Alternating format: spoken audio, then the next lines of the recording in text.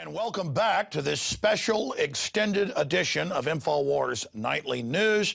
Now for the next 60 minutes, we're going to talk to an amazing researcher, political scientist, and high security retreat builder, Joel Skousen, fighter pilot during the Vietnam era. His uncle was Cleon Skousen, who first began to expose how the super rich were actually using communism to wage war against the middle class.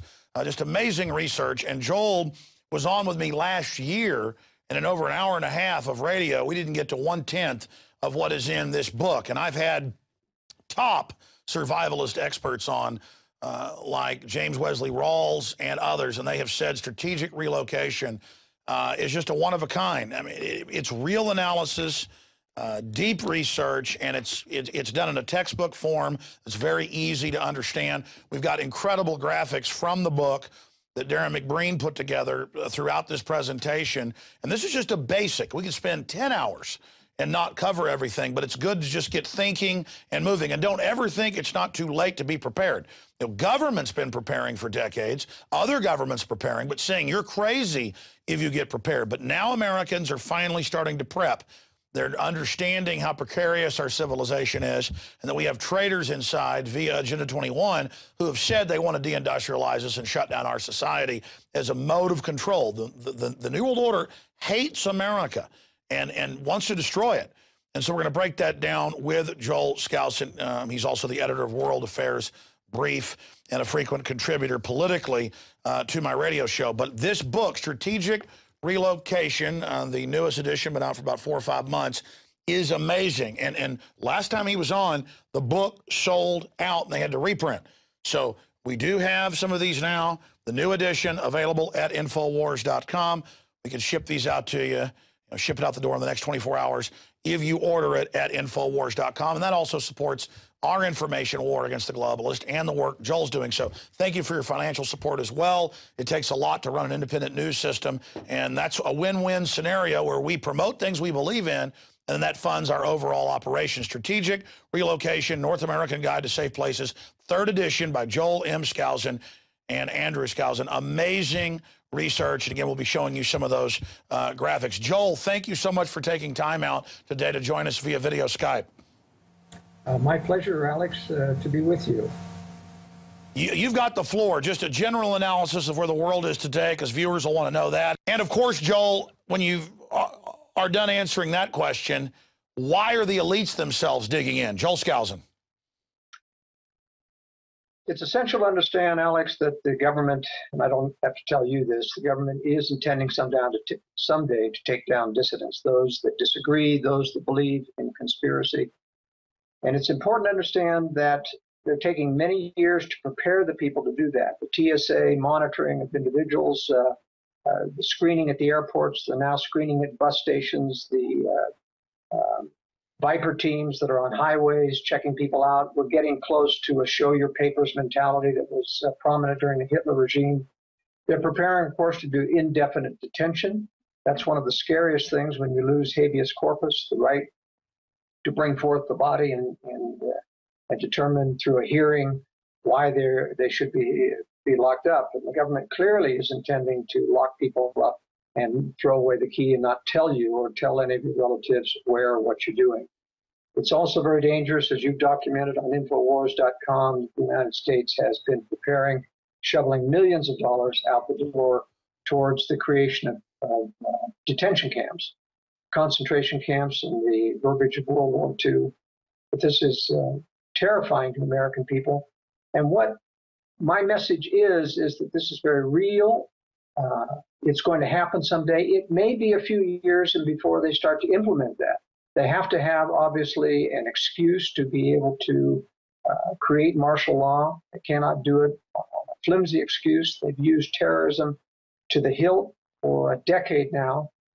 And that's wearing off people, because we really don't have real terrorism. We have the kind of provoked terrorism that allows them to justify these continuing draconian laws. But eventually it will come down upon us, and people have to be prepared beforehand. Once the day of reckoning comes, once people start to disappear like you and I, And people start to wonder, where did Alex Jones go? The day of reckoning is here, and people have to prepare long in advance of that. One of the questions I get often is, who's preparing? What's this prepper movement all about? Well, it is true that well-heeled people are finally joining the movement. The prepper movement, that is, people who are professionals who are starting to prepare, has just tripled and quadrupled even the past 2 years. And the reason is the people with money have heretofore always thought that government will take care of us, government won't fall, government can handle everything.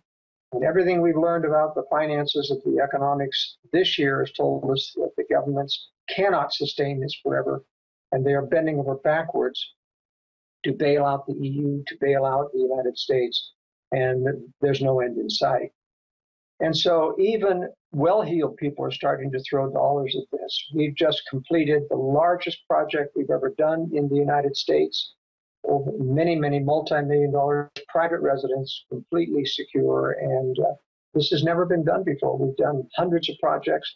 We've done projects in every state of the union, but this is the first time done something where clients can afford everything possible that we have been able to design, including ballistic shutters and automatic mechanisms for tracking intrusion with cameras and other means available. Even the government has been preparing. In fact, they've been preparing decades ago. I used to get information from contractors in Colorado telling me when they'd see one of my designs, oh, we did something similar to this a couple of years ago for an ex-CIA deputy chief who moved here, and he put a bunker under his house. And DEA people and ex-military types that were in the know were building bunkers under their cabins in the remote areas of Colorado. And the reason was clear, that they knew that someday the government would allow a major attack upon this nation, major social unrest and destruction, and that they were prepared for it. They don't tell us to prepare.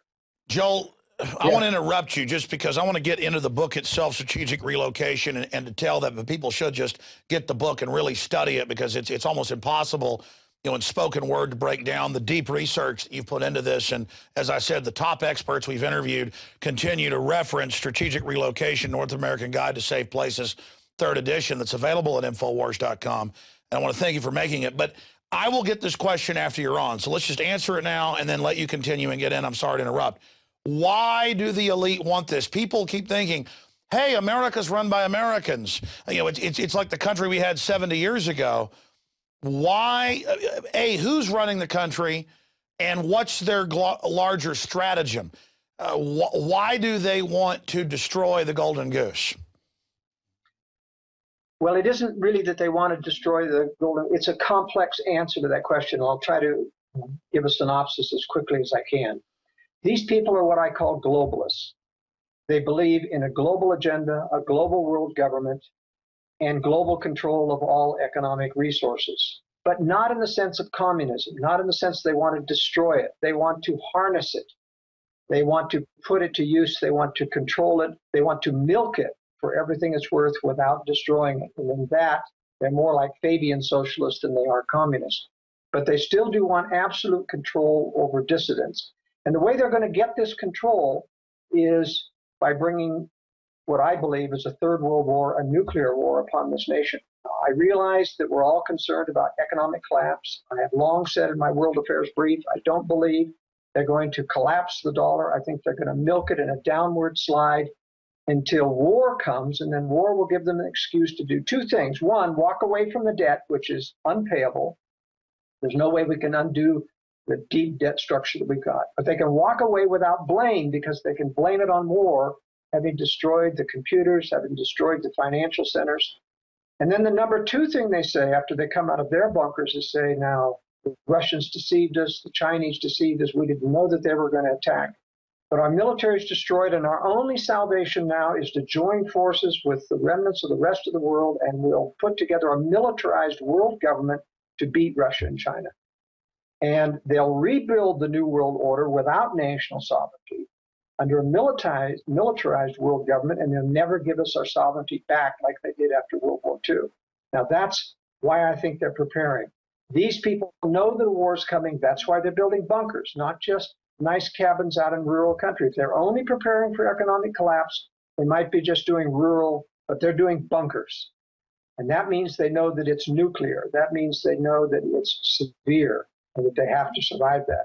And Americans need to survive that too. And Joel, you've studied history and written a lot about it. I've studied it.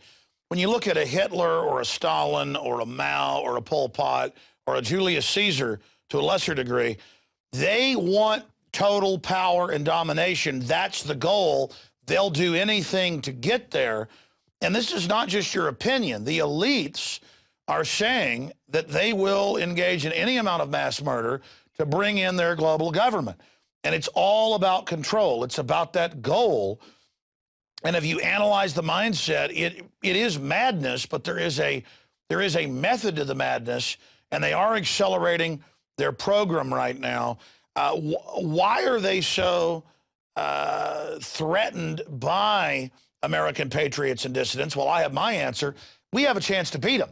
I think because of your uncle and yourself and myself and Ron Paul and countless others, G. Edward Griffin, that for decades have been exposing the criminal conspiracy of the globalist, that's our ace in the hole. And because of the fact that people were ready to be arrested, ridiculed, attacked, all of that, now you see millions of guns being sold a month. They say, we don't trust the government. That's why. We see people becoming aware of this at such a level that I think there's chances that we could take this country back. So let's talk about your views on that versus, where this is going if they go ahead with their provocation to allow this country to be attacked. Well, I do believe, Alex, that the only thing that threatens their existence is a broad-based knowledge of conspiracy about this globalist agenda. And it has to do with Agenda 21. It has to do with the Law of the Sea Treaty. All of that control agenda comes into the basis of world government and government control. And that's why the media, even the faux media, Fox News, et cetera, is so virulent against anyone like you and I who believes in conspiracy. They will not have us on national television, even to discuss it, because they don't want the genie out of the bottle. And that's our only salvation, is to make sure that a broader sector of America knows that there is a real live conspiracy to control government, to control both political parties. Anyone who thinks that we're going to gain salvation by electing another Republican is kidding themselves. It's never going to happen. It's not that it's unhelpful in the sense that if you campaign for someone like Ron Paul, who really will make a difference, but if you go after an establishment representative of the Republican Party, they will only do what George Bush did to us. And conservatives have to wake up to this. I think a lot of them did wake up after George Bush. I think if Romney gets elected, they're going to wake up when he betrays us as well. It's going to be very sad, but unfortunately, that's the reality. We have got to realize that it's only by using credible information to convince people that there is conspiracy in this world, legitimate conspiracy, that we're going to be able to win this battle. And that's what they're afraid of. That's why they have to shut down dissidents. Exactly. I mean, everything they do is obsessed with those of us that know, but now it's not your uncle 60 years ago exposing this. They're announcing world government. They're announcing global carbon taxes. California is forcibly inoculating kids without parental consent. They're openly announcing they're going to outlaw single-parent homes. I mean, it's more and more in the open. Why do you think they've shifted to it being out in the open now so much more? It's to accustom people to it. They used to have a rule: you don't ever inconvenience the majority enough to make them rebel against your agenda. But they started doing it with the TSA. It's in your face. And they won't let up, no matter how much people complain, no matter how ruthless they become with the TSA. They won't let up, and that's because they want to get us used to it, and they're driving it through, and that's what I think they're doing. They're more and more confident now that we don't have the power to cut them off. And right now we don't, until we get the word out more and more. I took a lot of flack in my book, Strategic Relocation, because I do discuss and give evidence of conspiracy. I don't make it the major portion of it, but I do take some flack. I have people who have dismissed my book because I believe in it. But as one person said on the Jim Rawls Survival Blog website, that's a reason to believe in it because he sees what's going on. Well, Joel, let me stop you right there. I have to be careful here because I'm told things in confidence, and if I give up confidences, then I don't get the information. But I, 3 separate times, have had offers from national media in the last 12 years, and they admit global government's real. They say it's best for all humanity. Stop talking about it, and we'll make you this big star. I was offered Glenn Beck's job before it existed. Once I saw him, I knew that that was what was happening. And now I know from inside sources, he refused to fully sell out, kind of woke up, so they kicked him out. I talked to another national media figure yesterday, and he said, well, he said more than, oh my gosh. He said, it's all true. I can't say it over a phone, but I was taken in, like I'd heard you years ago say this, Alex. I didn't fully believe it. I was told the same stuff you were told. And this person is a contemporary, probably even bigger than I am in some ways. If I said the name, everybody would know it. But it's like you don't know it's real until they call up and threaten to cut your wife's head off to her and say, by the way, I'm watching you. Your dog's on the back porch right now wanting in. You don't know how, and in a way it's a blessing that I have so early on had it hit me full on, because let me just tell viewers out there, this is real. I mean, the conspiracy is real. And my point was, you've got to feel good in a way, Joel, that you get criticized for talking about globalist conspiracy. Well, now it's out in the open, but still some people laugh at us. And I'm just telling them, look, this is real. This is like denying the Atlantic Ocean exists. Do you see my point? Yeah, absolutely. But it's pretty difficult, and we're dealing with even false conspiracies that throw out there. This is Guy Drake now explaining or trying to make the case that the military is about ready to arrest all of the globalists, the whole cabal, and it's absolutely bogus. We always hear this every year, decade after decade. The white knights are coming. Everything's okay.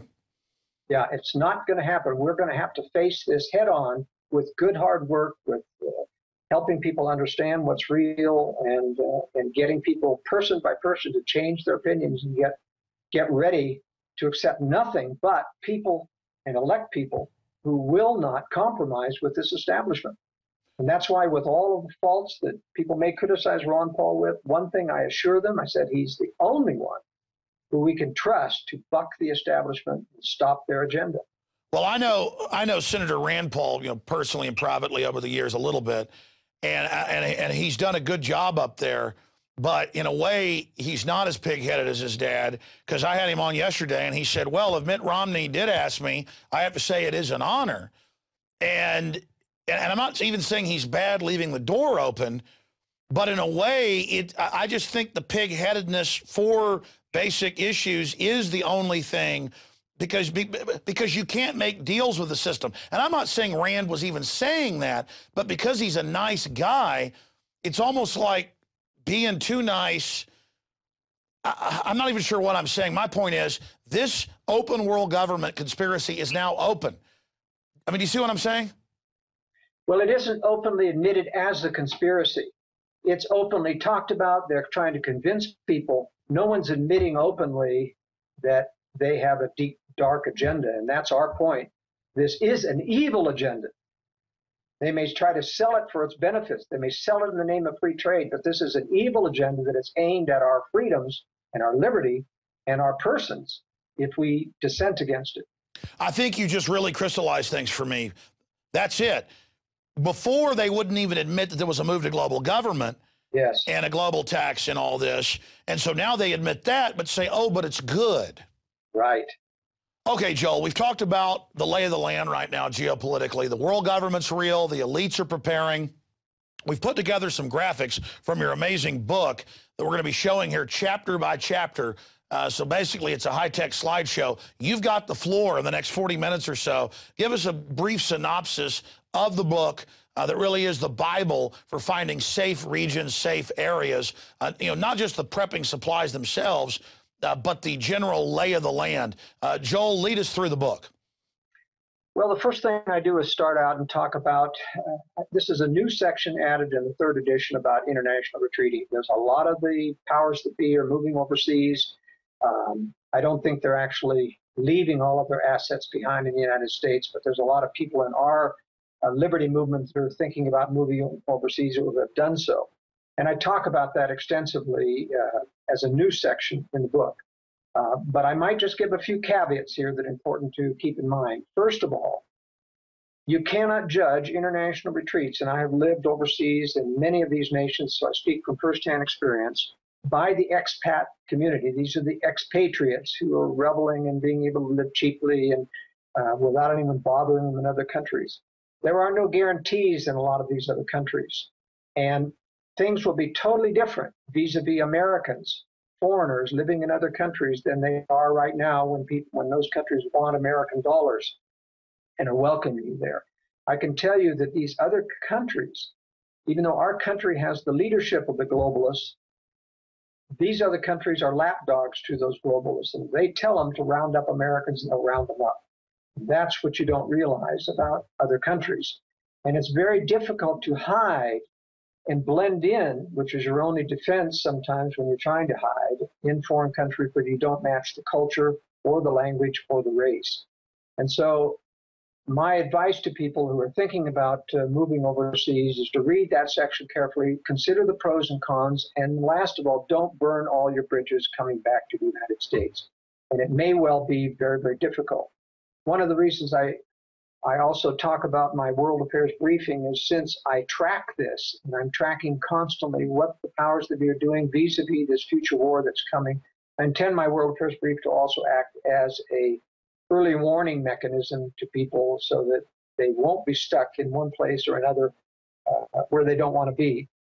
Going back to the book, Strategic Relocation, I take the point early on in the book after I cover the various threats, and I do cover the full range of threats in general, whether it's population density, cost of living, taxation, government regulation, alternate medicine, freedom to practice in various states, gun liberty, homeschooling laws. I cover the military threats, the military targets, the nuclear power plants and their locations, environmental threats, health ratings, water, traffic problems. In fact, when you go to the individual states in the book, I give a rating to the states of 1 to 5 stars, and I give a breakdown, a synopsis of these first sections on the threats. I give a synopsis just in one tiny paragraph for each one of these: climate, population density, private land availability, so that you've got at your fingertips a way to compare, to put your finger on one page, one state page versus another. You can flip back and forth. You can look at the maps, which are now in color, showing all of the land use within a state, showing all the nuclear targets. It also shows the nuclear targets in adjacent states, which helps you make decisions if you're going to move to a place near the border of one state to another. There's a wealth of information about threats in this book, but it's not so easy to analyze the relative worth of one threat versus another. In other words, all these threats are not equal. Some threats are deadly, some threats are inconvenient, some threats are just how you prefer to live. So I try to cover those extensively in the book. Joel, let me interject before you continue, because you brought up, which countries are safer than others to move to if you do choose to exit the U.S. Capital controls. Now if you have a few silver coins, they're trying to take them, the TSA is. Now they're at highway checkpoints, spy groups. All of this is happening. And Joel, now I'm sure you've seen the legislation. It's passed the Senate. It's in the House, to where if you, quote, haven't paid your taxes, no judge, no jury, the IRS just puts you on a list, and then suddenly you can't leave the country and have your passport taken. I mean, that's right out of Stalinist Russia. Indeed it is. Can you comment on that? Sure. The issue of travel controls is going to get ever more important. And remember that every case of a country having travel controls, like South Africa, eventually relents and lets people leave, but they can't take their money with them. So capital controls are essential towards keeping people in the country, because you're not much good if you have to leave the country without your capital. But I think they're going to a total travel control system. I think that's what TSA is all about. And that's why I concentrate on strategic relocation relative to North America, because once you do get out of the country, you may not be able to get back in as well. And I happen to believe that most people are going to be able to survive in this country through strategic relocation rather than foreign. And one of my main reasons is this. Having lived overseas in Uruguay, Argentina, Chile, Panama, Guatemala, El Salvador, and in Europe, I can tell you that the number of people who believe like we do is just a handful in other countries. They're out there, but there are millions, thanks to your efforts, Alex, and others. There are millions in this country who believe like we do. And the ability to band together and find protection and find safe places with like-minded people is much greater, perhaps 100 times greater here than in other countries. And ultimately, it's going to be that combination of being able to blend in because you speak the language, you're native, to be able to hide by blending in, and having like-minded people who can front for you if you have such a total control system that you have to be underground and have other people front above ground for you. Chances of doing that here are much, much better than elsewhere. Joel, I agree. My instinct, my gut, my spirit, whatever you want to call it, is educate everybody, expose the globalist, dig in simultaneously, and stand my ground. Instead of running, just while we still have the internet, while we still have the freedoms that our forebears fought so hard for, hit the globalists as hard as we can and just fight on all fronts. There's a full spectrum resistance to their full spectrum takeover. And the fact is, as things get worse, exponentially more people are now waking up. Again, I think the globalists have miscalculated, but it's going to be one hell of a fight. It is, and for those of us who are high-profile people and who are fighting, we have to look at the strategy of having our eggs in more than one basket. And I talk about that in my book, The Secure Home, and elsewise, that, you have to be wise. It's better to have multiple baskets to maneuver in than it is to have one big fortress that you think that you're going to maintain. I agree. It's better to have a couple shacks nobody knows about. That's right. So let me return to the topic of safe places, Alex.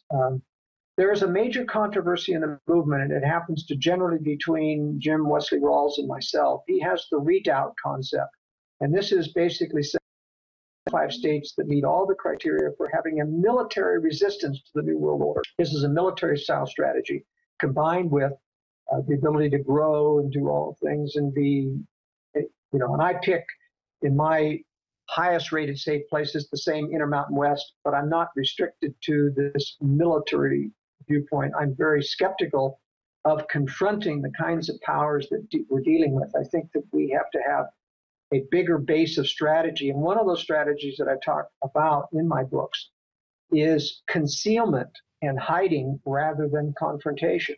I think it's extremely important that people be willing to say, this is too big for me to confront. I'm going underground. I'm hiding. I'm going to conceal, and I'll wait till it passes over rather than confront. And part of that strategy is having multiple places to go to. If you can't afford that, at least you do low-profile housing. You don't make a high-profile home that's obviously a fortress that invites the kind of attack that some people would love to have with the government. But in terms of safe places, I most often get the question, just tell me where the safe places are, Joel, and I'll move there. And it just isn't that simple because people have to make a living. And while I don't believe that you have to stay wedded to the major metropolitan areas to make a living, you can do some maneuvering. Very few people are going to be able to live in rural America without being attached to a job. Most people have to have a financial lifeline. I consulted a lot prior to Y2K. My first edition of the Strategic Relocation came out in 1998. A lot of people did not take my advice to maintain your financial lifetime. They bailed out, they went rural, they had some savings, and they came back a couple of years later and they were calling me and saying, what do I do now?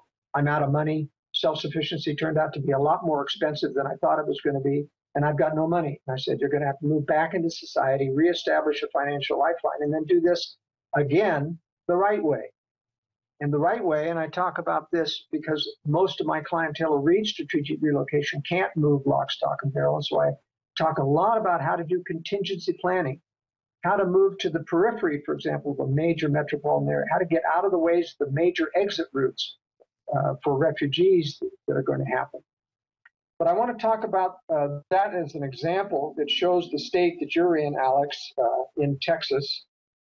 And in this map are several interesting points. There are yellow areas, which I consider the safe areas in this area. And there's also a lot of red areas that are black and completely red around Dallas, the major population areas of Austin and San Antonio, and large red lines connecting them. These are what I call refugee in and or outflow routes.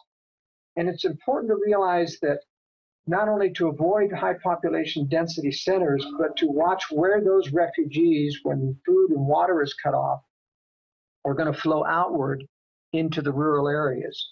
And naturally, most people will flow outward up to 50 miles directly out into the land, but a lot of people will be taking to the roads. The freeway will be clogged, they'll be unusable. And it's very important for people to plan ahead if you're going to stay within a major metropolitan area of how to get out of those areas. And here's the strategies. The first of all is to get advance warning so that you're not on the last train out or you're not in the middle of the pack when you're trying to leave. The second strategy is to be at the periphery of those metropolitan areas so that you're not having to transit an hour's worth of driving to get out of a major metropolitan area through the suburbs as they empty out into the various feeder roads. And the other strategy has to do with the graphic that I put up about retreating exit routes on page 290. This is a very interesting graphic that takes us through New Jersey.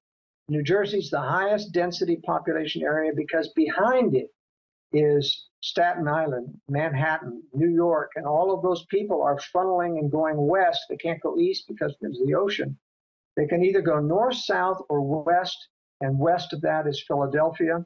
All of that has to transit through New Jersey in any direction that they go. And so I try to point out some very interesting thing in the book of how you plan an escape route, because a lot of people don't realize that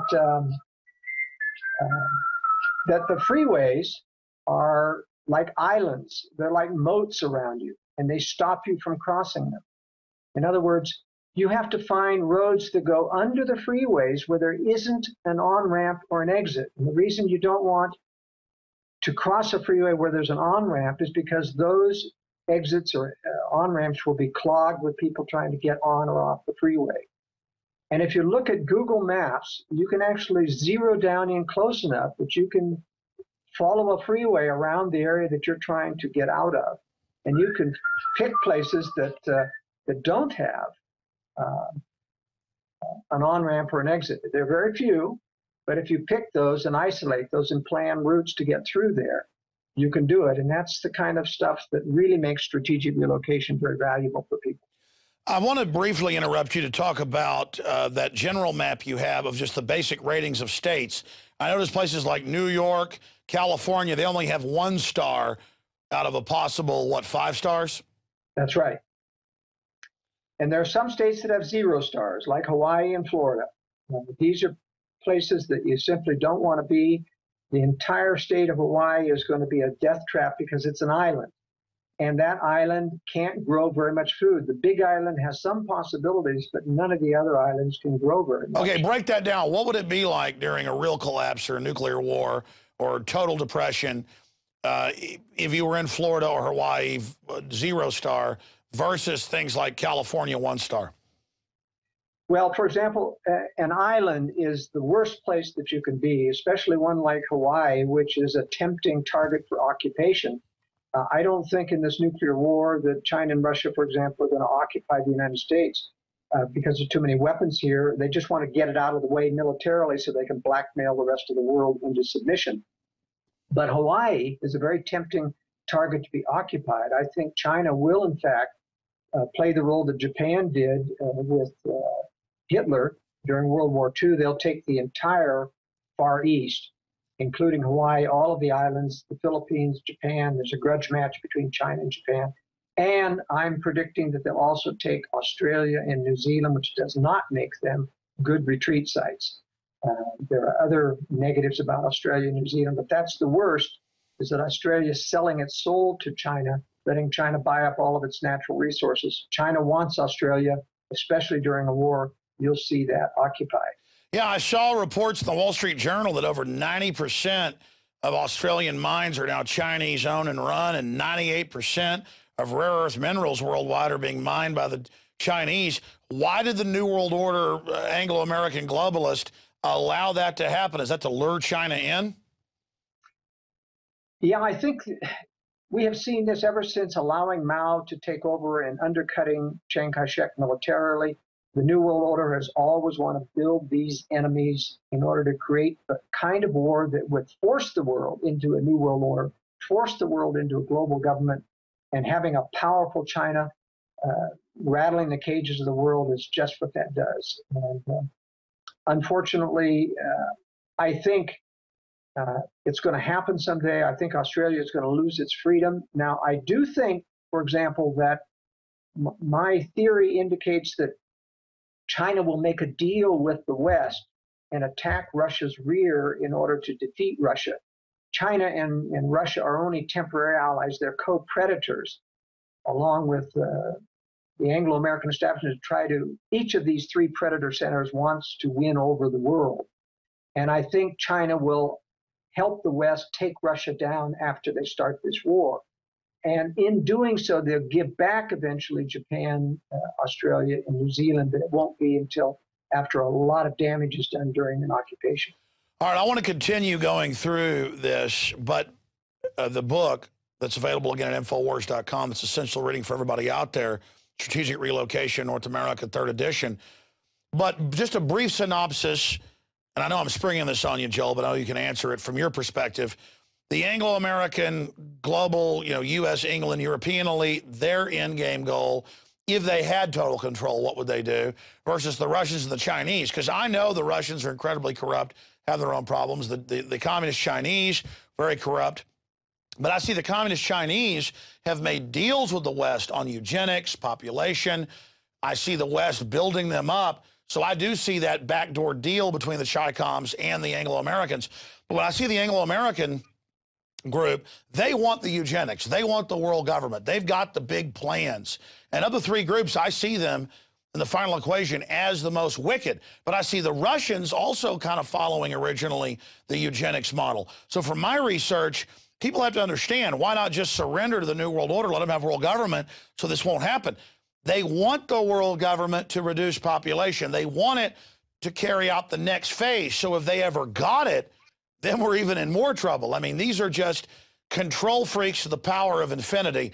I know that's a long, rambling analysis, but your take on the mindset of these three elites, how they interchange.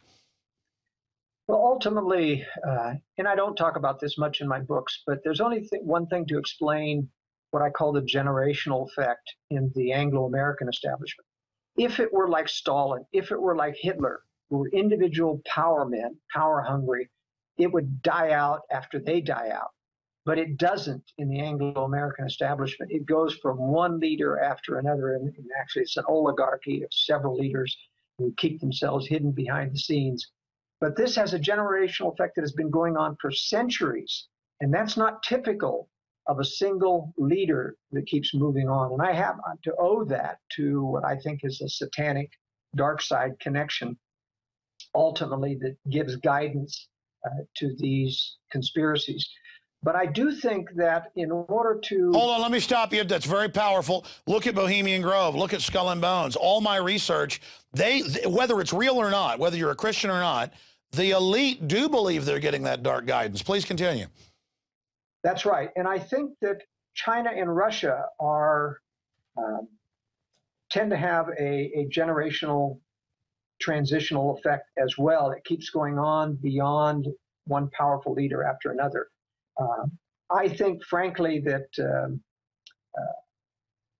they all intend to win. They don't ever intend to share power with anyone. If you look at the Chinese mentality is one of disgust for the West. They do not respect the West, except for its temporary power. they've always viewed the West as as an inferior society. There is a disregard for humanity that's endemic within Chinese culture. They don't mind killing millions. The Slavs don't mind it either. That's why there's been such a disregard for humanity among Stalin and others. And there is among the elite, the globalist elite, this same almost satanic-based corruption that has a disregard for humanity, even though Western culture does not have it. It respects humanity because of its Anglo and Christian roots. But I think that we're dealing with three predator powers that will never work together except in temporary alliances. I do believe that China will begin this war with Russia. They, in fact, and Russia is only learning about the Anglo-American conspiracy. One of the signs of that is RT, Russia Today, which is a KGB television outfit, is focusing most of its broadcast to American conservatives, trying to help and foment conspiracy, not because, they see it as a way to help take down America. They're not our friend, even though they put out a lot of truth sometimes because they're trying to play our friend. Exactly. They see the globalist trying to weaken America and Europe so they can take it over, so the globalists can manage us better, and they'll aid that because they understand it weakens the people generally. That's right. That's right. And boy, that's why the elite are so arrogant coming out in the open, as you said earlier. Not that I'm on some high horse, but I look at the slovenliness, the slob behavior. I know executives, wealthy people who hold high position, and they could care less about reality. They're decadent slobs. They're not dedicated to anything but hedonism. They're ignorant. And then you look at the general public, they're like that. I mean, there's a large portion that's awake, but it's still a minority.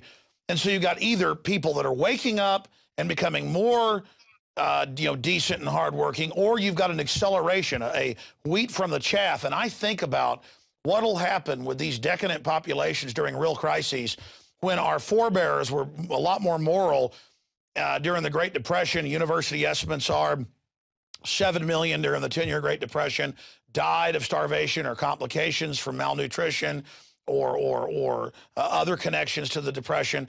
90% rural, most of them self-sufficient versus 89% urban, half of the 11% being self-sufficient that are rural. I mean, that people bomb of just bedlam, it'll make New Orleans look like a cakewalk.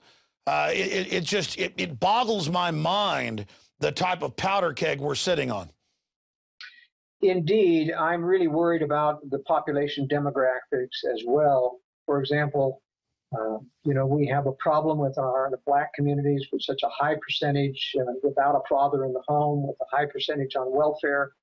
We have a fairly large percentage of the Latino community, which is angry with American society and trying to take it back. We have a large corrupt sector. We have, 40 million people plus on food stamps in America. This is a tremendous benefit corrupt, huge minority that threatens our very well-being someday. And that's why I really concentrate on these population density maps, which I put in strategic relocation. You've got to be very, very careful of where those population densities are going to empty out someday when food supplies get cut off or when there's a major war or even the threat. The biggest thing I worry about terrorism is not real terrorism, because I think most of what we face is provoked terrorism or manufactured terrorism by a government, but it's the government reaction to the very terrorist threats that they create that creates a great deal of consternation, whether it's closing down freeways, shutting down the airlines. It could shut down transportation at will, all in the name of terrorism, and it causes instant panic among people. And that's one of the things that I talk about in strategic relocation, about how to find safe places, is to be very, very careful of analyzing where those exit routes are going to be. A lot of people, when I'm designing homes for people, they ask, well, how many miles should I be away from a road or a freeway? And while I generally give 5 miles and a mile against any major local road, it's much more important to understand how to be out of the way, not to build on a hill, not to be visible from a long distance away.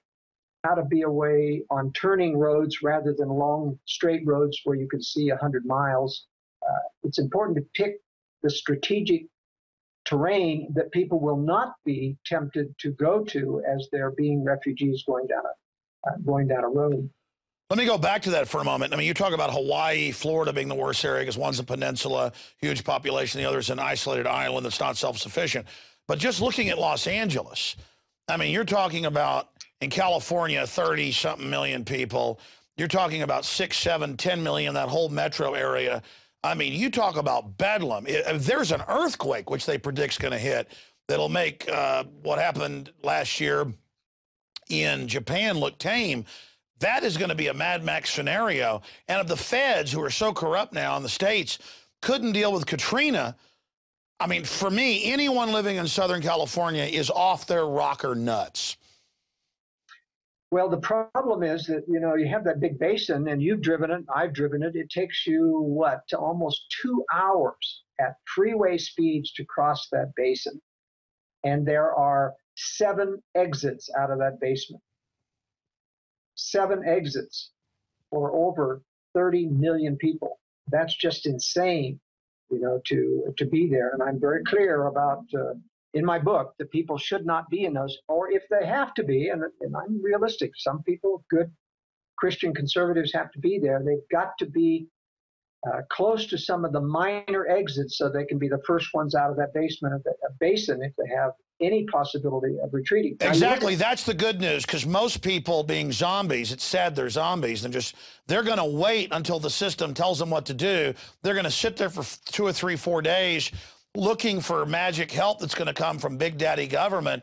And when they figure out the help isn't coming, that's when the panic begins. And I've made this point, as the depression gets worse and people finally start to prep, that's going to drive up prices in all of this. It is. You look at San Diego, for example, there's even a worse situation. Not only is it a major nuclear target, but you can't go north without running into the LA basin. There's just no way to get around it. You have to go east to El Centro and start north, and then you've got the Grand Canyon blocking your way. I mean, it's an incredible design feature to try to get a safe route of people out of the San Diego area because of the fact that they're blocked.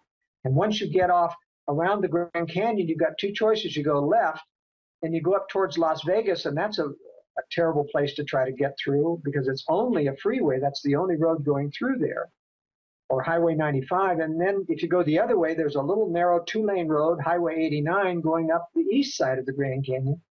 I mean, people trying to get out of Southern California have a real problem. So in my mind, am I correct saying that's probably one of the worst places in North America itself, in the contiguous area? Or is it D.C.? Is it New York? I mean, New York, we're talking about L.A. being bad. Wow, what's New York being a peninsula?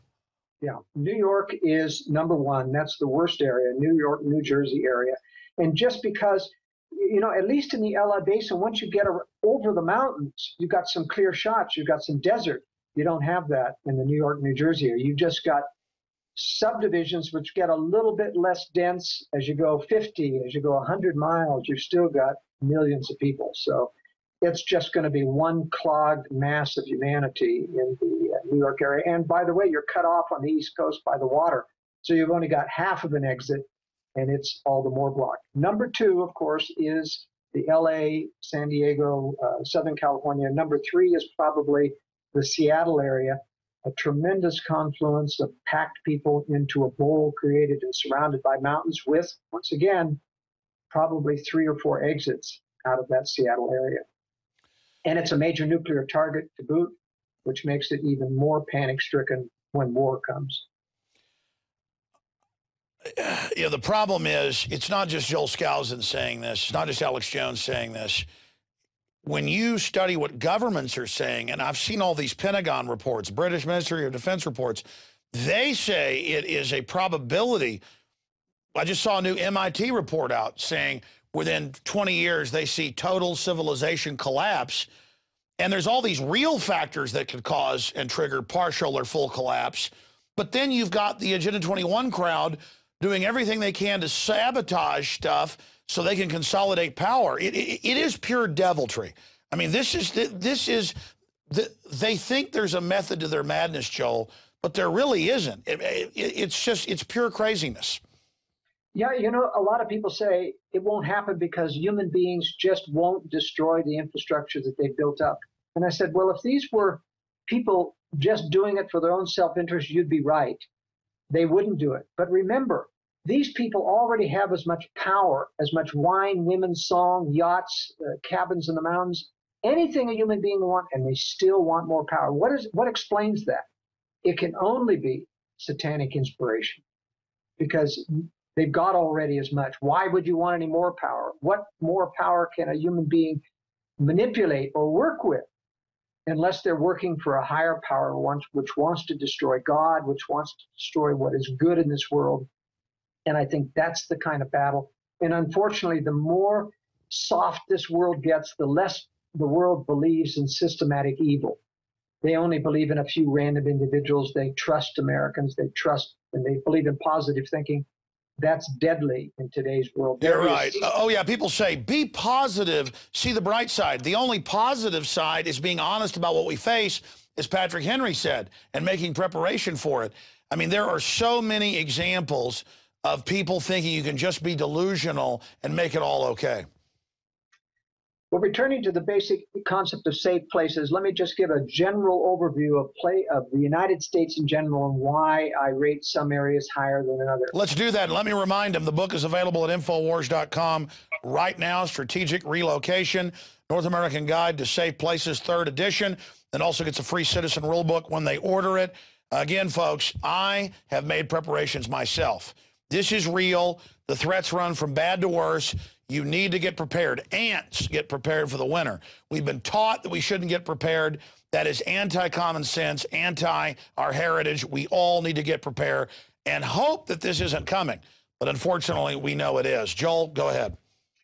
As I said, unlike Jim Rawls, who I really respect, he's got a great blog on Survival Blog, but you know, I just don't believe it's realistic to have all the people try to retreat to 5 states in the United States. I think realistically we have to provide information for people how to retreat in the best situations that they can do. So I provide, even in Hawaii, which I give a 0, I provide potential retreat advice. I divide the country into regions according to retreating ability and to try to explain the problems that are endemic to the region. There's the Northeast, and there's the Southeast, there's South Central, there's North Central, there's Southwest and Northwest, and there's the Intermountain West. The Intermountain West has my highest rating overall. That doesn't mean that everybody has to move or has into the Intermountain West, but if you look at being centered around Salt Lake City, now that's not a safe city in and of itself, but it's 1,100 miles to San Francisco. It's 750 miles to Los Angeles. It's 850 miles to Portland and 1,000 miles to Seattle, and it's 500 or 600 miles to Denver. And in between this trackless distance is 600 or 700 miles of wasteland, of desert that simply cannot be crossed by refugees who are fleeing out of the major cities when they fall apart. That's why that area gets the highest rating, just because it has this buffer zone of natural terrain, making it very difficult for people to get there. Now, there are other places that have some of those same similar, though not as good, terrain capabilities. In the Texas region, for example, you've got West Texas out there that has huge trackless areas that cannot be crossed by foot. And you can run out of fuel easily trying to drive across Texas. And so I isolate areas in there that are far enough away from the cities that they won't be able to walk those or get to in a tank of gas. East Texas, for example, has some nice retreat areas, but if you look, there's dozens and dozens of small towns, and it isn't as strategically resistant to refugees flowing from one of those small towns to another. It's very instructive to understand that in World War II, if you look at what happened to the farms after Russia started to invade Germany and everyone in the cities started to take to the streets, take to the roads, they fanned out on either side and probably got as much as 10 to 15 miles either side of the roads and stripped all those farms clean. So you've got to be careful in rural areas if you're close to any of those major refugee retreat routes, that eventually those farms will get taken down. And the ones that will be safe are the ones that are far enough away that you can't walk to from the normal refugee paths. In general, I give the Northeast a fairly poor rating just because, in fact, everything on the East Coast has this high density area east of the Appalachians is approximately, 300 to 400 people per square mile averaging, and the major metropolitan areas have 1,000 to 2,000 people per square mile. You empty those people out into the countryside, and you're going to have a tremendous difficulty, even growing crops in rural areas, trying to await them getting ripe for fear of people standing around your fence just waiting to take them. And it's almost an impossible situation to kind of guard fruit when there's a mass starvation scenario. So well, I understand that Joel, your general map is a generality when it just gives basic ratings for a state. But as you said, I mean, West Texas is so giant and there's nothing out there. But then there's the issue of the fact that it's arid. I mean, a lot of it is semi-desert. I mean, I live outside town in central Texas. I live, 3-4 miles off a major road. But, still it's not perfect. I can't imagine living in the center of town itself. I want to keep moving around the country, but why is New Mexico such a low rating? Because there's not a lot of people there, but I'm sure you have reasons for that. Why is Louisiana 1 star? Why is Mississippi 1 star? Alabama 2, Tennessee 3.5, Kentucky 3 stars. Give us break it down. Yeah. One of the reasons New Mexico is so lowly rated is there's a lot of military activity there. There's very few places where you can live in the deserts because of low water supplies. Arizona has a lot of those areas too, but there are aquifers in Arizona that you can find water. Not much in New Mexico, and those places have fairly high population centers. The Southeast, Mississippi, Alabama, have low ratings because, first of all, they're in the path of Floridians, which will empty out. Florida is simply not capable of self-sustaining itself without air conditioning and without government services and supplies. There are just too many people for land that is not suitable for much agriculture. And you've got the hurricane issue. And you've got the hurricanes, but a lot of people are going to empty out, and that's what they're going to do is head for all of those states. You have a lot of population in the southern states. A lot of people have moved down there, and when they start to empty out into the countryside, added to that all the Floridians, you're going to have a real problem with people, with refugees. I want to show this on the map. Where are the elites moving? I know a lot of them to Idaho, a lot of them to Utah, but they're also at Colorado, Wyoming, Montana. What's the greatest concentration of elites and their bunkers that you've seen? By far in Colorado. And there's a reason for that is that Denver is the western center of the dark side of government. They have all of the secret facilities in Denver. Underneath the Denver airport are major underground bunker systems for the elite. And the elite know that, and that's why they're moving in their own personal bunkers to the ski resorts, mostly of Colorado. They have lots of money. They want to live the high life while they're in bunkers, while they have their bunkers, and that's why they're in Colorado. So I would say almost 60% of the elite have reserved places in Colorado, and that's one of the reasons I downgrade Colorado is because Denver is the hotbed of government control. Well, they admit that it is the shadow government headquarters with Cheyenne Mountain and all the rest of it. They admit that's the second designated alternate government, shadow government headquarters. That's on record. That's right, but a lot of people don't understand that they control a lot of the Colorado government, especially the city government in Denver and the surrounding communities, have a lot of, they control insurance companies, they control real estate companies, judges, school districts. When they have control, they really corrupt the entire community, and so it's a real problem. I agree with your analysis on that because you've focused on this issue more than I have, obviously. But in a way, isn't it good to be right up underneath the enemy? Maybe that's the spot they never look. Maybe they're not going to let stuff get too out of control there. Well, I just feel uncomfortable myself just because of their ability to come out of their bunkers and start to dictate to local government. And we're depending in this theory of starting a revolution for liberty after a takedown is that we believe, at least I and a lot of other thinkers like Dr.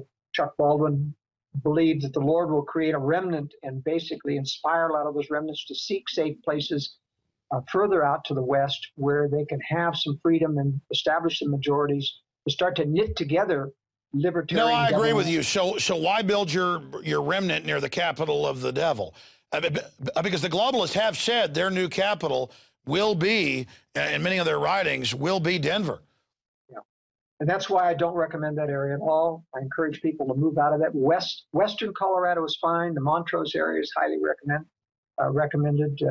But I still like a lot of the communities, for example, where the Mormons are a majority because they're very conservative. Even though they're not politically astute, in many regards, they are preparedness oriented. And best yet, they have an alternative form of government so that if the state government collapses, they look to their bishops and their stake presidents, and immediately they knit the government back together and have order. And they're not exclusive in their ability or willingness to help other people. Why are Mormons historically concerned about preparedness? Well, in the first place, because they came from a persecuted people. It's the federal government that drove them out. State governments drove them out of one state after another. And so they went eastward. They're the only religion in the United States that actually fought a war with the U.S. government and ground them to a standstill by burning their wagon trains and their supply trains across the plains until they had a negotiated peace. So deep in the Mormon heritage is a distrust of the federal government, a dislike of the federal government. And although many of the Mormons are bending over backwards to try to accommodate government because they want them to be accepted, still the basic root philosophy of Mormonism is not one of trust of the world or trust of the government. And that's one of the reasons why they're prepared. Very interesting, because I know I have a lot of Mormon listeners. I know a lot of people that are prepared are Mormons. I've seen that, but then I see a disconnect between average Mormon people who seem to really know what's going on, and then the leadership like Orrin Hatch, Mitt Romney, and then people are like, well, that's a Mormon attempt to then infiltrate, and try to change the government from within. But I don't think you're going to change this system. No, I don't either, and I think there's a naive feeling that you can take back government by by compromising with the establishment, making friends with the establishment. I don't agree with that philosophy, and many Mormons don't either. All right, continuing in the 20 minutes we've got, I appreciate all this time. Joel, I'm inviting you to town so we can do a larger presentation because this book is so well done. Again, available at Infowars.com. Hope everybody gets it. It's a must-read, a treasure trove of easy-to-access, well-researched documentation. But continue with other areas that are important. One of the most important areas in the book, which people really enjoy, is where I give specific examples of every metro area in the state. In other words, when you go to the state analysis, state by state, I give specific analysis if you're living around New York City or New Jersey or Los Angeles Basin or Denver, Colorado, where to pick places to live on the periphery in suburbia that gives you the best chance of getting out of Dodge should everything start to go down. And that's very, very helpful to people to be able to have specific recommendations because I've been at this for 40 years, Alex, of designing high security residence and retreats for people. I've consulted with people for that long on how to find safe places. So I've got a trained eye of how to see things about where relative safety is lied. I'm not an absolutist in the sense that you're either a perfectly safe place or you're lost. I believe in helping people where I can because I think that there's going to be a remnant that's going to escape the problems of the world. They're going to escape because they've made wise decisions. They've made contingency plans. They haven't put all their eggs in one basket. And even those who can't afford it, because a lot of our people in our movement aren't people of money or wealth. They can do a lot, whether they've got an apartment, whether they team together with friends, pick a friend or a relative in another smaller town that's safer and make arrangements. I spend some time talking about how you plan to get there with your vehicle, how to prepare a vehicle so that you can get there, how to store food, and a lot of that, is in my books, The Secure Home, on developing an actual survival residence or retreat. I still give enough of that in strategic relocation that people can really move ahead with preparing what they need to do. One of the ways to prepare, and this is for people who have to stay within a major metro area, or at least in a portion of that, because of job, They need to make some minimum survival preparations of the suburban residence that they have. If they can move, for example, and pick a place that's got a half an acre lot, for example, so that they can grow a decent sized garden, so that they can have a few chickens, that's a benefit. They need to pick homes that have basements in them. Basements provide you the ability, one, to store things in private, to put concealment in that is not, you're not capable or not as easy to conceal if you're in above ground structure. I like to see people even remodel, add a basement if they don't have basements in an area, add a basement under a remodeling. If there isn't a normal basement in the house, it can actually be advantaged to do a basement under a new addition because no one expects there to be any basement at all if there isn't one under the main house. All of this goes towards helping people understand that if you are in a major metropolitan area, you may have to wait it out. If you don't get out in time, the worst thing you can do is try to jump on the freeway once it's already clogged or when it's imminently going to get clogged. It's better to sit back and wait for things to clear out a little bit and then come out a couple of weeks later. So I recommend that everybody who's got a contingency plan for getting out of Dodge also prepare to stay 2 weeks closed up and concealed in hidden storage or hidden areas within their own home. Sure. Let me add this caveat. A lot of people rely too much on guns, but then others don't rely on them at all.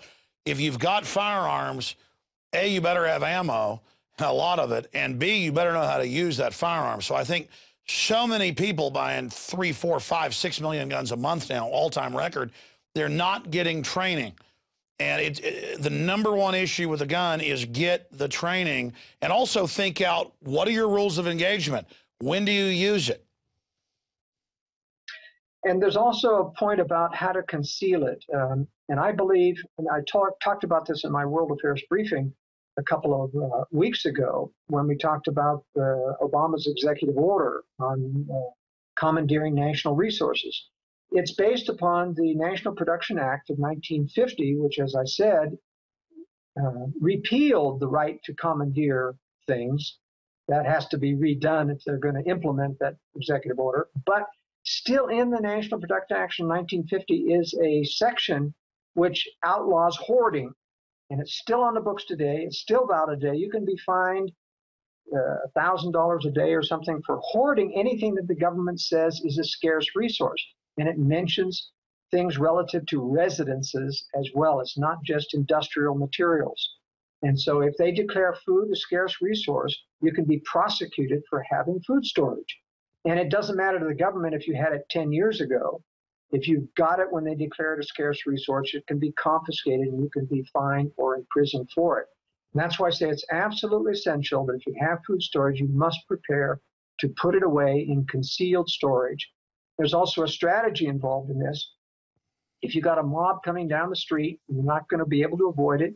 You don't want to shoot good people just because they're desperate. I will.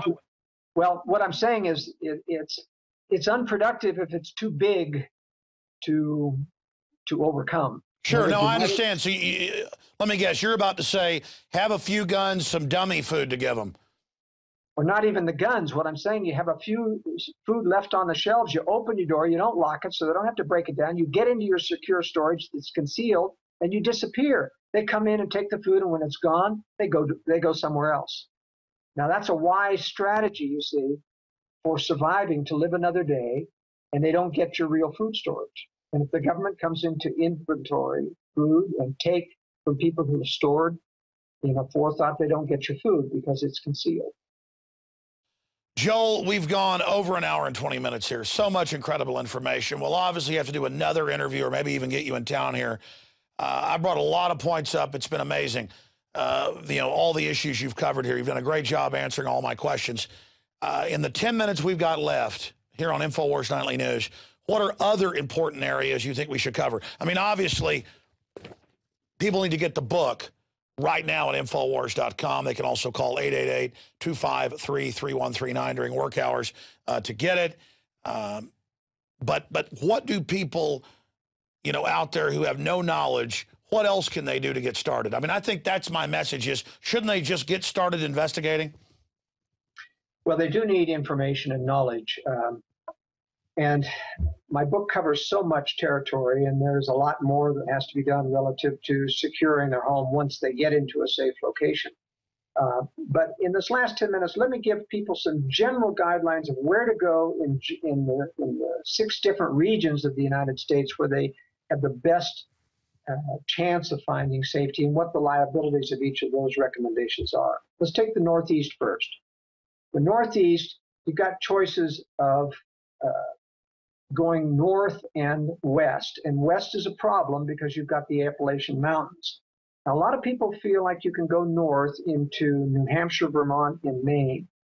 And one caveat about that, even though that has some very real possibilities, those have cold winters, they have a lot of bugs in the summertime, which you have to learn to deal with. And you've got to deal with the Boston crowd, which is going to prepare to go north as well. And so getting from any of those East Coast regions up to the north, you have to transit all of these population corridors. But let's suppose you have a retreat out there. Just remember, as a caveat, that once the crowds and refugees start to leave the New York, Boston area and flow west, you're cut off. In other words, you can't ever get back further west. If you've chosen to go northeast, you're going to have to stick it out there. One of the other options, of course, for people in that northeast area is to go to northern Pennsylvania. That's probably the most unpopulated area in the northeast, even more so than upstate New York. Above Interstate 80 is what I'm talking about. Hardly any towns, almost all rural land, growable land. I don't know why it's never developed, but it's an excellent position. From the southeast, in the Carolinas or Georgia, people want to head toward the mountains. The Blue Mountains down there, the southern chain of the Appalachian, is the best retreat area. But it will tend to get a little bit overcrowded as all of the people retreating to mountains from the southeast as well as Florida will end up towards the front range of the Blue Ridge Mountains or southern Appalachians. So the even higher, my highest rated area is what's called the Cumberland Plateau, and this is in southern Kentucky down through eastern Tennessee.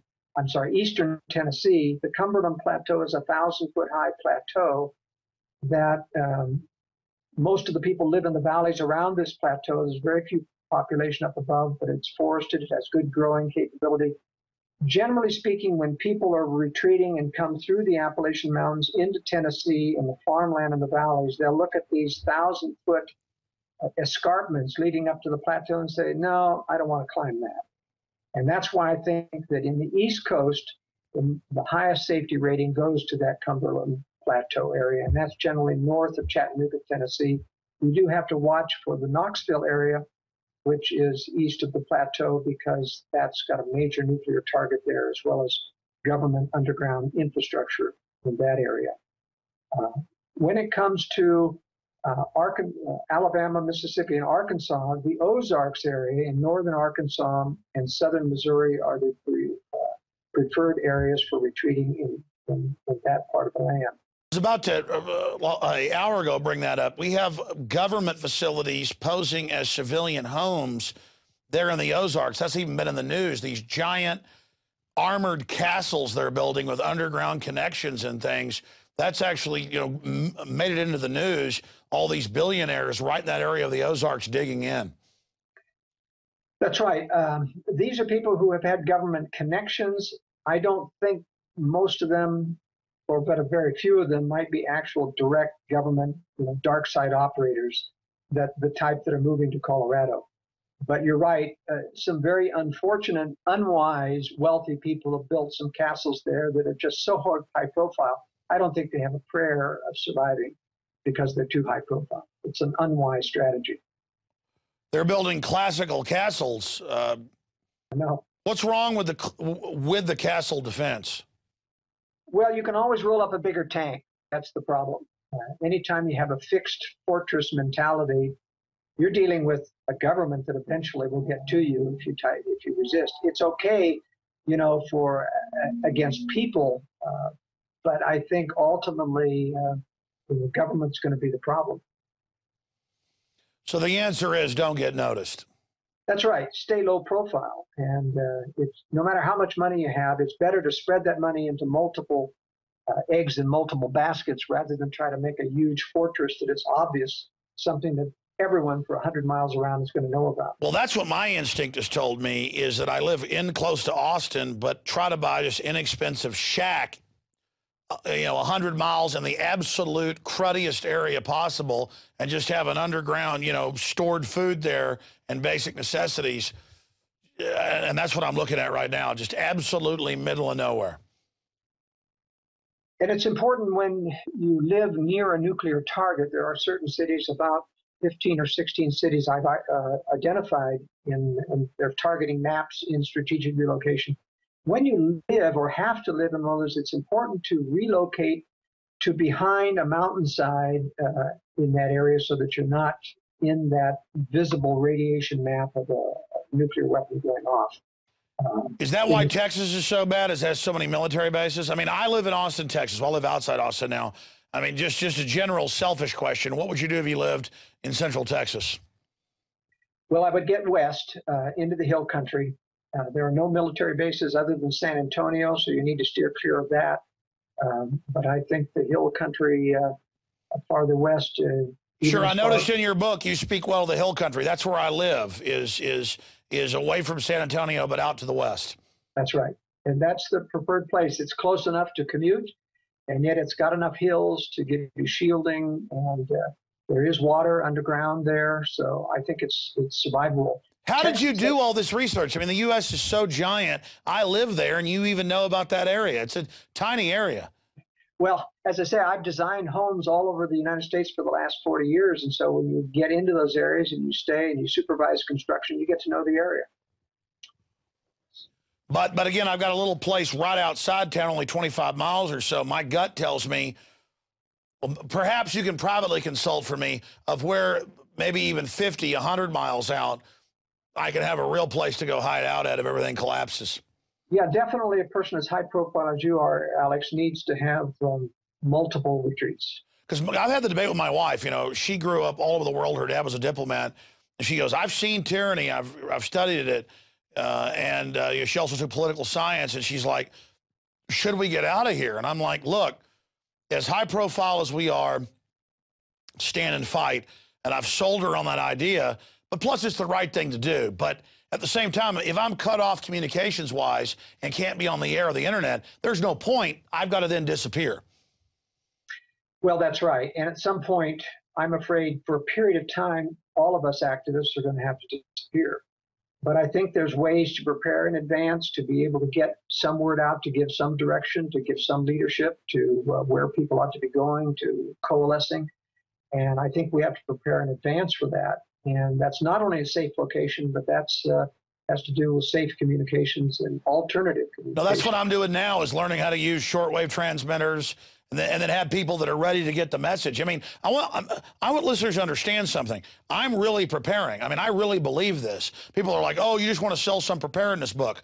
I hope that we fix things and it doesn't go where it's going, but I hope we wouldn't get Obamacare. I hope the TSA wouldn't be at highway checkpoints. I mean, I saw them on C-SPAN 10 years ago lay out their plan.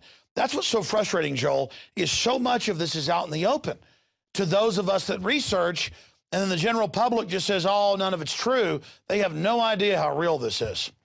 One of the problems that I have to deal with all the time is nobody believes that there's an ulterior evil agenda involved with that. They believe the terrorism excuses, and I have to go to great lengths to try to give them examples of how terrorism has been created, that the terrorism prosecutions have been because of agent provocateurs hired by government to go in and give them the weapons, to talk them into using them, to cajole them, to twist their arms, to bribe them. Without that knowledge, which the mainstream media does not give them, they're incapable of coming to the conclusion. And to some extent, they're guilty of having and not listening to conscience. I believe that everybody who really is an astute listener to conscience is going to get nervous feelings about where this country's going, about the excuses government gives. They're going to suspect that something's wrong. And if they don't suspect, I don't know if we can help them. Well, exactly. I mean, if you're not noticing what's happening now, something is fundamentally wrong with you.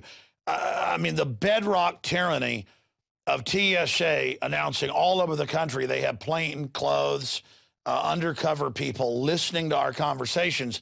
Isn't that a desperate gambit to just scare us that, ooh, you're being listened to? Or getting us used to it. Yeah. And I think that was the reason why they leaked, the government leaked to the press some of their illicit transcripts so that they could come up with a congressional solution that would give government partial power. And with that partial power, they can hide even more illicit surveillance. I mean, they're surveilling everything.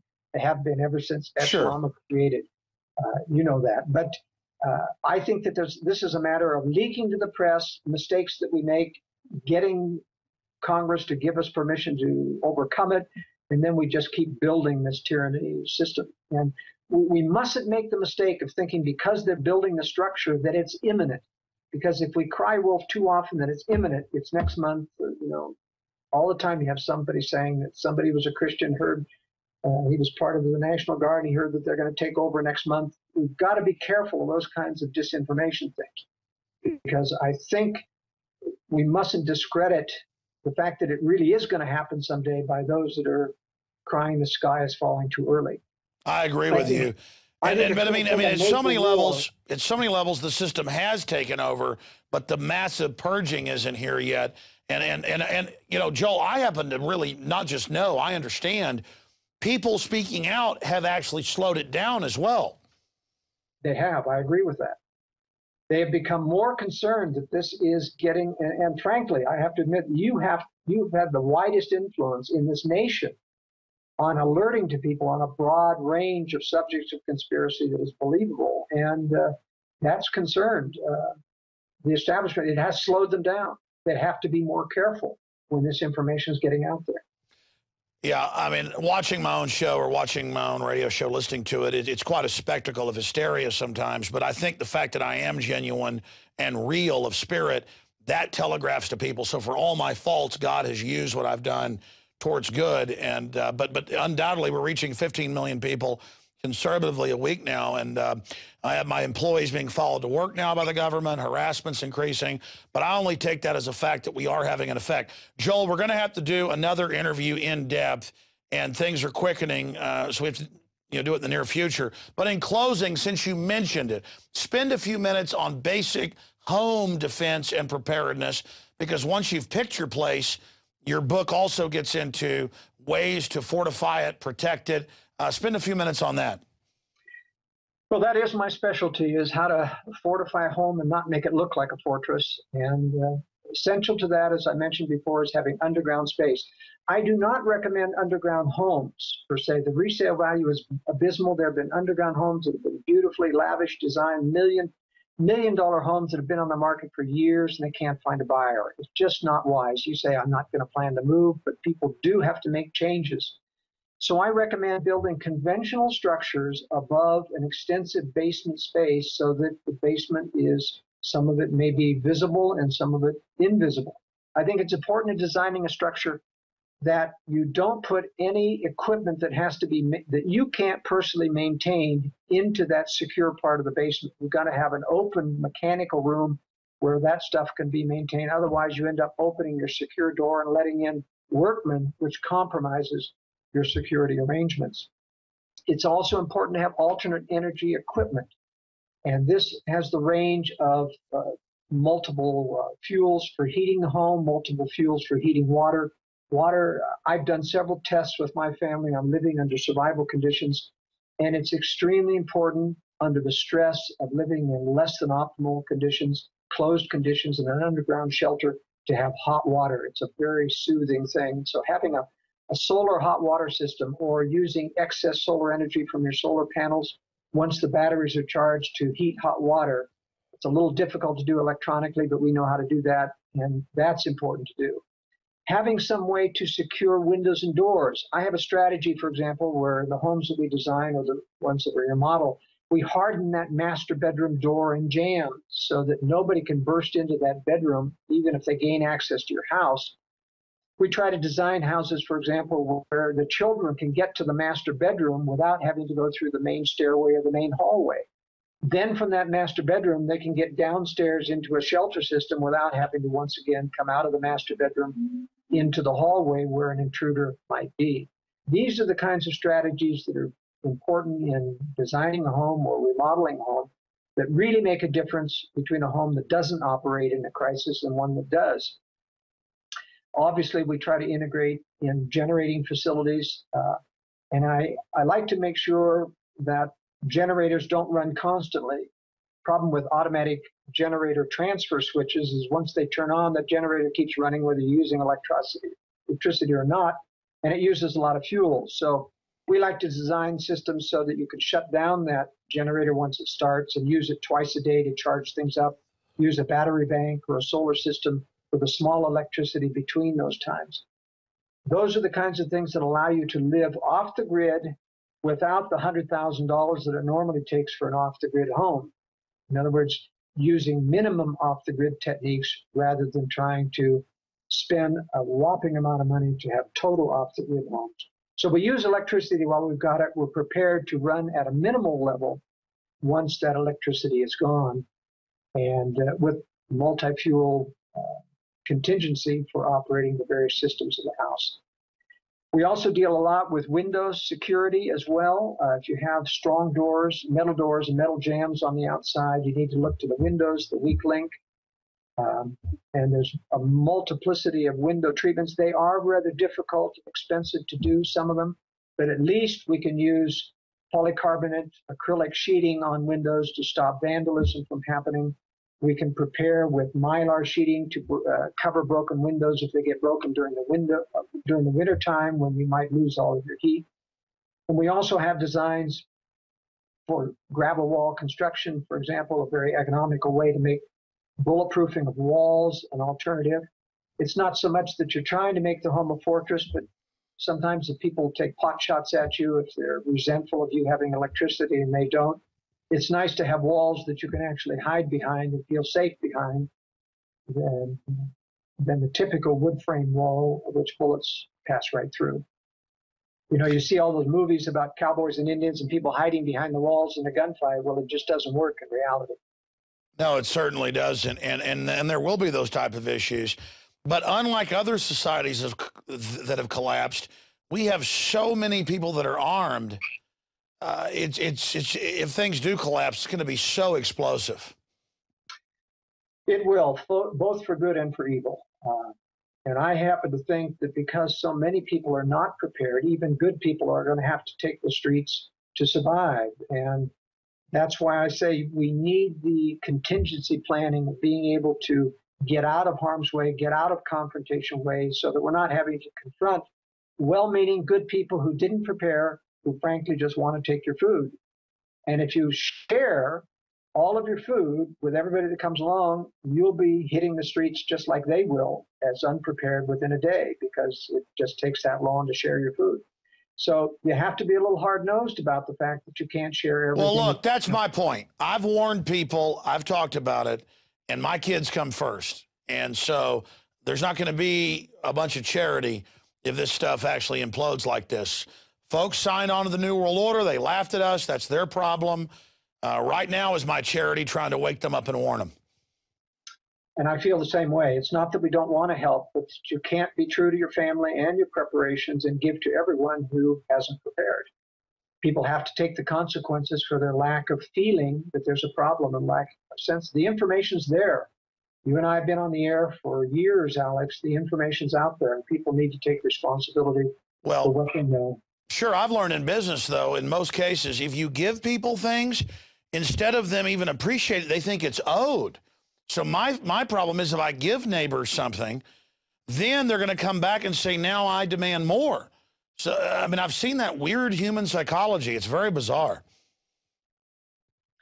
Well, I think in the future crises, it will make some people better. It will make a lot of people worse. And like World War II, it's not going to be easy to live through. But I believe that we'll get divine assistance if we do our part in helping and try to warn others. And I appreciate what you've done, Alex. Well said. Yeah, the evil forces have the devil. We have God. Folks, the book is Strategic Relocation. It is the best book out there. Real knowledge, deep research. I mean, the Texas Hill Country is a tiny area outside Austin, and he knows all about that because the info I read in the book, it was very accurate from my own research before I'd even read his book. I decided 5 years ago to move out there, and then a couple of years ago, I finally read the book, the second edition. I was like, wow, this is really good information. It's available at Infowars.com. And Joel, let's have you to town to do another big report, in depth. Thank you for spending so much time with us. I hope viewers out there get this video out to everyone they know. Joel Skousen of World Affairs Brief, thank you so much. Thank you, Alex. Thank you. All right, ladies and gentlemen, that is it for this extended 2-hour-plus transmission of InfoWars Nightly News. Prepare for the worst, hope for the best. I hope we're wrong about all this, but unfortunately, something tells me we're not wrong about it. So please get ready and prepared today. And the good Lord willing, we'll see you back here tomorrow night, 7 o'clock Central.